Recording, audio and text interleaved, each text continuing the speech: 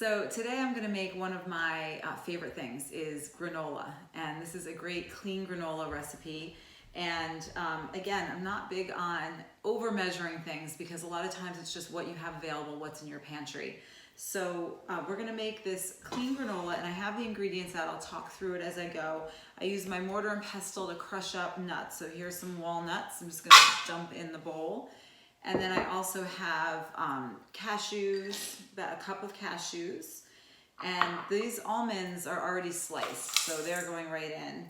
And then some pecans. So I'm just gonna crush everything up. So pecans, cashews, walnuts, almonds. This is what I happen to have. So I'm just gonna give it a light crushing up with the mortar and pestle.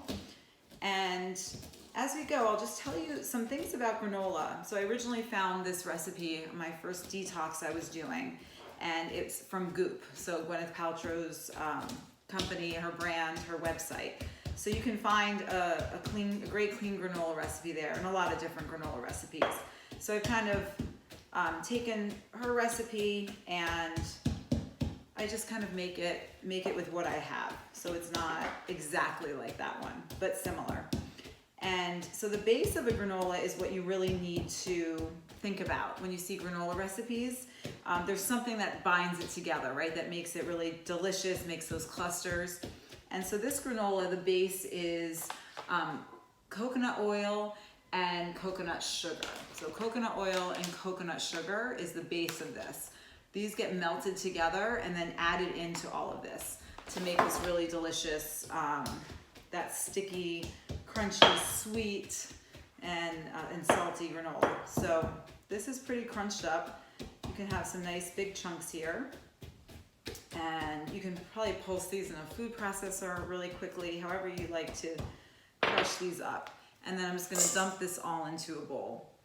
And then from here, I'm gonna take some pumpkin seeds. So just a little bit of that, just a sprinkling.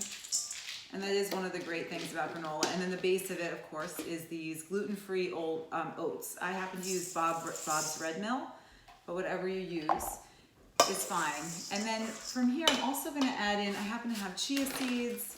I'm just gonna sprinkle some of those in there. You can't go wrong with chia seeds, right? You can't have too much of that. And then I happen to have flax meal, so I'm gonna put that in.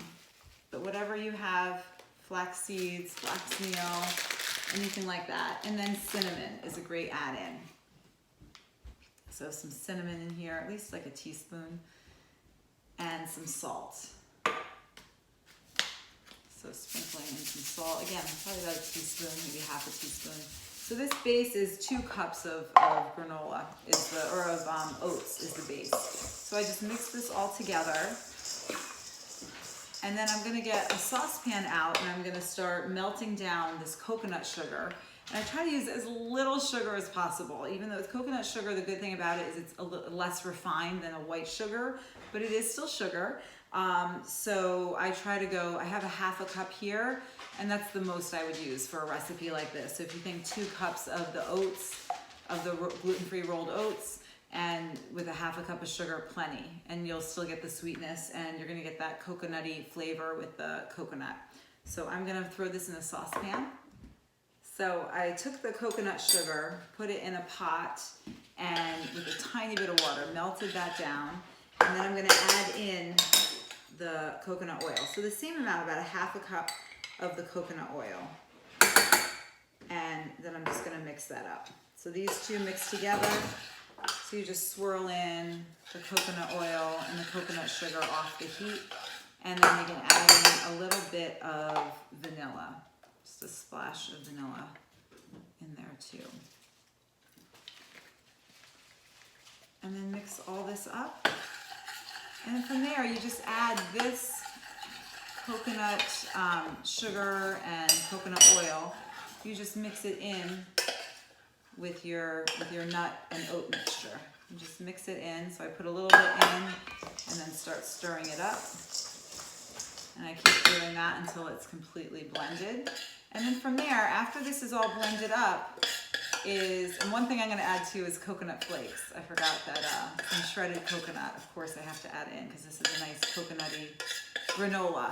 So after I add this in, I'm gonna go ahead and put it onto a baking sheet. So once this is all mixed in, you try to get it really incorporated so that you have chunks but not too many. So just kind of cleaning off the spoon, getting all the oil and sugar evenly blended. And then this I'm gonna go ahead and put on a sheet pan and just spread it out and stick it in the oven. So I'm gonna take the granola and pour it in this, just put it right over this baking sheet. Get it all in. So you want to get a nice even layer. You can even use a couple of pans if you want. I usually even double this recipe, so I would use maybe 4 cups, and just to not have to make it quite as often.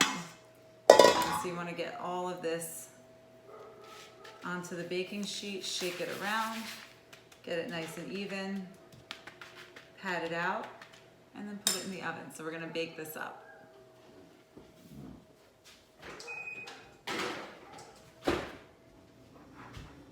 So the granola is out of the oven, it cooled down, and so I have this nice container, and I'm gonna pair it with some almond milk or yogurt and fruit during the week. And I'm going to a friend's house today, so I put some in a mason jar, and I'm gonna take this to her. So I hope you enjoy your clean granola and have fun making it your own.